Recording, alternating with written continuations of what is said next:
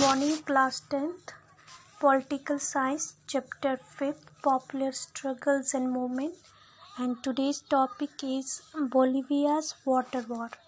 Students, last video में आपने एक मूवमेंट के बारे में पढ़ा जो नेपाल में चली फॉर रिस्टोरिंग डेमोक्रेसी। मूवमेंट सिर्फ डेमोक्रेसी को एस्टेब्लिश या रिस्टोर करने के लिए नहीं किए जाते, इसके अलावा जो बेसिक नीड्स है जैसे पानी, बिजली, जो डेवलपमेंट वर्ड, उनके लिए भी ये चल सकती है। आज जो हम दूसरे एग्जांपल है जो आपकी बुक में दी गई अबाउट ए पीपल्स मूवमेंट, वो है साउथ अमेरिका की एक कंट्री जो सेंट्रल साउथ अमेरिकन कंटिनेंट में है, बोलीविया। ये एक गरीब मुल्क है और वहाँ की गवर्नमेंट ने वहाँ की एक जो सिटी है चोकोबाम्बा, उसका वाटर सप्लाई का प्राइवेटाइजेशन किया था और जो उसकी फ़ीस है वो जो प्राइवेट कंपनी ने उसको ले लिया था उस वाटर सप्लाई को उस शहर के लिए, तो उन्होंने पानी का जो बिल है वो 4 गुना बढ़ा दिया था। 1 महीने का पानी का बिल चोकोबाम्बा के जो लोग थे, आम लोग थे, उनको 1000 रुपये महीने के भरना पड़ता था, जो जहाँ उनकी जो आमदनी थी वो सिर्फ 5000 रुपये पर मंथ थी। इससे लोगों का जो एंगर था वो काफ़ी बढ़ गया, क्योंकि पहले वहाँ गरीबी थी, इस शहर में काफ़ी गरीबी थी, तो ऊपर से वो जो एक पानी है, जो एक बेसिक नीड्स होती इंसान की, उसका प्राइवेटाइजेशन वहाँ की गवर्नमेंट ने किया। उसकी वजह से लोगों को काफ़ी मुश्किलात का सामना करना पड़ा।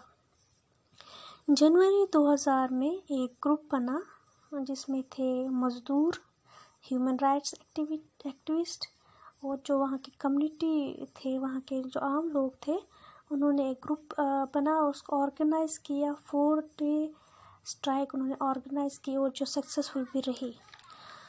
गवर्नमेंट ने नेगोशिएशन स्टार्ट की कि उनकी डिमांड्स है वो मान लेंगे, मगर गवर्नमेंट फिर अपनी इस बात से मुकर गई और फिर दूसरी स्ट्राइक अप्रैल में शुरू हुई। गवर्नमेंट ने काफ़ी फोर्स, पुलिस का यूज़ किया लोगों पर। फिर अगेन मार्च, क्योंकि कंट्रोल में नहीं आ रहा था, लोगों का जो ये मुहिम थी बढ़ती जा रही थी, प्रोटेस्ट बढ़ता जा रहा था, तो गवर्नमेंट को फिर वहाँ पर मार्शल लॉ लगाना पड़ा। लोगों की प्रोटेस्ट की वजह से जो काफ़ी बढ़ गया था, मार्शल लॉ लगाने के बावजूद जो उनका गुस्सा है वो कम नहीं हो रहा था। उसकी वजह से जो कंपनी थी जो ये वाटर सप्लाई दे रही थी, अब चोकोबाम्बा में जो ये कंपनी थी, उसके प्राइवेट उनके जो ऑफिसर्स को आखिरकार शहर छोड़कर भागना पड़ा जब उन्होंने लोगों का इतना प्रोटेस्ट देखा। आखिर गवर्नमेंट को लोगों की डिमांड्स और बात माननी पड़ी। कंपनी का कॉन्ट्रैक्ट ख़त्म कर दिया गया और शहर को फिर से म्यूनसिपैलिटी वाटर सप्लाई करने लगी अपने ओल्ड रेट्स पे। This came to be known as Bolivia's water war.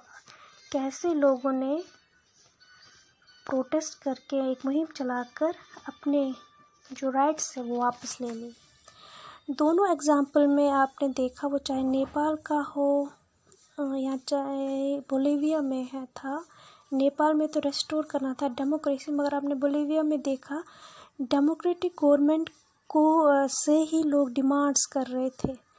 तो ये दोनों जो स्ट्रगल्स थे वो काफ़ी सक्सेसफुल रहे, but there impact was at different level. दोनों ही मोमेंट्स में आपने देखा कि आम लोग थे जिन्होंने उन्होंने बढ़ चढ़कर लाखों की तादाद में मुहिमों को प्रोटेस्ट में हिस्सा लिया।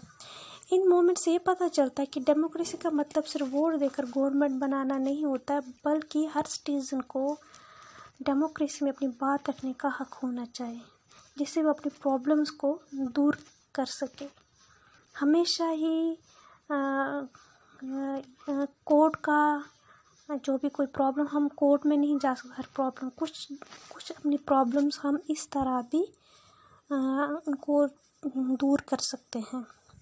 दूसरी बात से पता चलता है कि मास मोबिलाइजेशन से भी लड़ाई ख़त्म की जा सकती, कोई प्रॉब्लम्स ख़त्म की जा सकती है। ज़रूरी नहीं हमें पार्लियामेंट में इसके लिए अपने MLAs सामने हाथ जोड़ना पड़े या हमें कोर्ट्स के चक्कर लगाने पड़े। इस तरीके से भी मास मोबिलाइजेशन से, यानी कि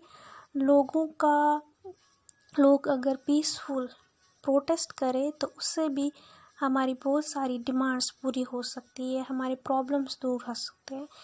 तीसरा, इन मास जो ये मूवमेंट होते हैं इसमें यूज़ होते हैं वेरियस एजेंसियां, जैसे पॉलिटिकल पार्टीज़ ये ऑर्गेनाइज कर सकती है, प्रेशर ग्रुप और मूवमेंट को जिसमें आम लोगों की भागीदारी होती है, वो भी इस मास मूवमेंट को आगे बढ़ा सकते हैं, इनका यूज़ कर सकते हैं। तो स्टूडेंट्स, ये था आज का आपका topic, Bolivia's water war. Thank you.